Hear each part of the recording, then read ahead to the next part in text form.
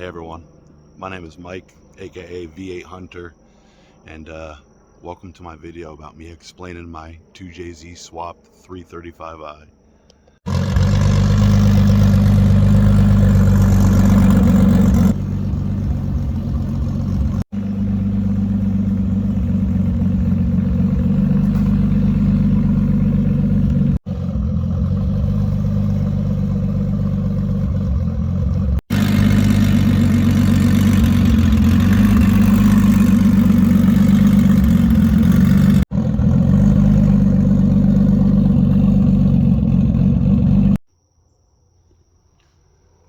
So this is my 2009 335i. When I first purchased the car, it was a 2009 N54 automatic. Throughout the years, I started with the N54. It had various stages of modifications. First, obviously the full bolt-ons with OEM twin turbos. After a while of utilizing that setup, like everyone else's, stock turbos began to rattle. From there, I went to MMP stage 3 turbos. That setup was fun for a bit. I got the car on E85, did port injection on it, and then eventually I came across a really good deal on a Doc Race 6466 single turbo kit. That was the final stage of the N54 modifications. I drove with the single turbo for quite a while. It was really fun. It had the T51R mod. It made awesome noises.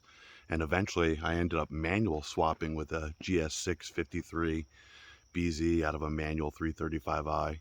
I used that setup for about a year, and the car drove great until I needed it to perform. I did an event up in Bristol, Tennessee called Streetcar Takeover, and just about every run I did with the car, by the time it got into third gear, I ended up going into limp mode. I was extremely frustrated from O2 sensor errors, you name it. I ended up working on the car in the hotel parking lot trying to get it ready for the next day, and I made it happen, got out to the track, and by the time I got to third gear on my first run, same limp mode situation. So I got extremely frustrated with that. From there, I talked to a bunch of buddies, my tuner, Drayson Mead, Joel Bowling, Nico, a bunch of the other big N54 guys, and going max ECU with just port injection was the step to take. I ended up picking up the max ECU and going through the phases and collecting parts to convert the N54 from a direct injection engine to a port injection engine, ran on standalone only. From there, as I started collecting more parts with the max ECU to get ready to convert the car to port injection, I still just was not thrilled about the price of a built N54 and its questionable performance and reliability still, even with the port injection only and standalone ECU swap. So I started brainstorming. I'm not a LS V8 guy. All the guys in my tuners LS turbo V8s are absolutely phenomenal. They kick ass and are extremely fast cars. I just fell in love with this car for the inline six, the German Supra, yada yada yada. And the next best thing, in my opinion, was to make it as close to a real Supra. After I decided the 2JZ is the route I wanted to take, I started parting out all of my N54 parts. I got lucky and did it at the height of the COVID supply line issues, so I was able to sell a lot of the nice N54 parts pretty quick. I had a black market parts, intake manifold, port injection, single turbo, yada yada yada. This route going the 2JZ was not an easy one. The first engine I picked up was from a 1993 Lexus SC300, and I went the NAT route. The head from this engine you see here is actually the original head from the original 2JZ GE. This engine was equipped with a distributor. I went through the painstaking process of installing a cam angle sensor, and I had to utilize the 2JZ GTE camshafts. After I did the cam angle sensor and the GTE cams to get a signal up there, I also had to modify the oil pump. You can't see that from the video, it's down there. The 2JZ GE oil pump on the distributor engine does not have a crank angle sensor, so I needed to get an oil pump that had the provision for one and its sensor. I ended up installing a 2JZ GTE oil pump. I got the swap done, and on the engine's third start, unfortunately, the motor I got had a bummed rod bearing from the junkyard I got it from. The original engine I did was stock bottom end 2JZ GE, converted to turbo, converted to GTE head and cam angle sensor. After being really bummed out for a week or two of my original 2JZ GE engine failing, I was able to get a hold of a buddy of mine in Florida, and he hooked it up big time with a fully built GTE block. That is what is in the car right now. The block I got from my buddy was built with Manley pistons, Manley rods, Real Street billet mains, all ARP 625 hardware. Compression was upped from 8.5 to 1 to 9 to 1 compression. It's still kind of on the lower end of things from a lot of built 2JZs, but safe. After I got the new engine home, shipped to me from Florida, I took apart the old 2JZ GE, took the head off, cleaned extremely thoroughly everything, and I ended up ordering a whole bunch of new parts that I were afraid to run on a brand new fully built engine. Oil cooler,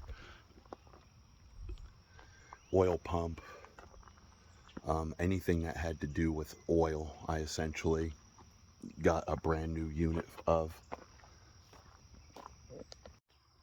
After all parts were cleaned and reassembled, I reinstalled the engine and took the proper precautions to prime the oil system and all those sorts of fun things on a brand new engine build. And lucky enough, everything started and has been running great ever since.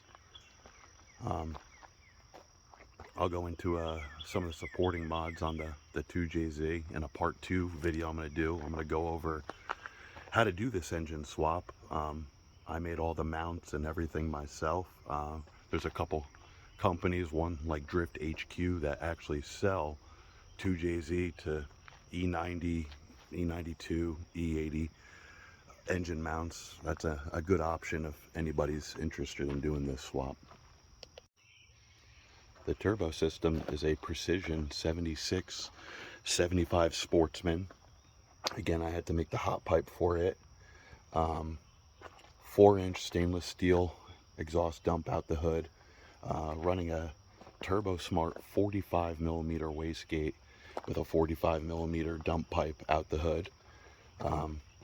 6 EGT sensors into a Superstore NAT turbo manifold. All that information and data is viewable via Max ECU. Audi R8 coil packs. Porsche GT3 Bosch 82mm Motorsport throttle body with a Van Jan clamp adapter.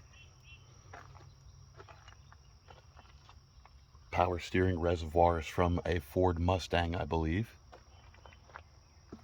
Fuel system, kind of wonky. I got 2200cc injectors. with a dash 8 line feeding the fuel rail. I have a dash 8 PTFE line returning to a Turbo Smart fuel pressure regulator. And then I'm using the Black Market Parts 6AN original to the N54 fuel feed line to actually as the return. It returns into the top of my modified OEM driver side fuel top hat. I'll post some screenshots of that one so you guys could see what I did. Essentially, when I first got the car running, I was running dual Walbro 450s and a Black Market Parts for the N54 bucket list setup, and it did really well until Drayson had turned the car up to 35 psi. From there, I started maxing out the dual Walbro 450s. After I realized that was the issue, I ended up replacing the Walbro 450s with dual Walbro 535s or 525s from the Hellcat. It's been keeping up with the fuel demands perfectly. The only problem was I could not utilize the factory wiring to power those fuel pumps, as they were drawing a real lot of amps and energy. I ended up having to do a standalone relay and 10 gauge wiring system for both those fuel pumps. The fuel pump, the second fuel pump, runs kind of like a Hobb switch for, in my N54 days. Max ECU is actually turning on the second fuel pump's relay when this system sees anything over 5 psi boost. So cruising around, normal startup, etc. Just like the N54, I'm only running one pump until it sees boost and needs it. I also have a fuel pressure sensor built into the fuel return. Max ECU has a lot of safety parameters. I have it where it'll turn on some sort of safety limp mode if it sees any type of low fuel pressure that could be detrimental to the engine. Boost control is controlled by a 3-port Max solenoid that is also controlled by Max ECU. Max ECU has a real cool feature with a Bluetooth boost control from the tablet in the cockpit. I'll show that real quick. So here's what the tablet looks like. Max ECU's M-Dash. It's a free app on Android devices. Tap that, 30 psi, and it will correlate back to the ECU and do 30 psi. And there's my high map right now, 35 psi. The system works awesome. You could change boost on the fly via the tablet. As previously mentioned, here are some pictures of the 2JZ swap build and the custom driver side fuel top hat to accommodate the 8AN feed line and the OEM 6AN return. This is my first YouTube video ever, so I'd appreciate some criticism. Please leave comments on what you'd like to see in future videos, suggestions, etc. I will be making a part 2 video soon, going over details on how to do the swap, the transmissions I used from the manual 335i trans to now an automatic reverse manual valve body TH400. Thank you. Please be sure to like and subscribe.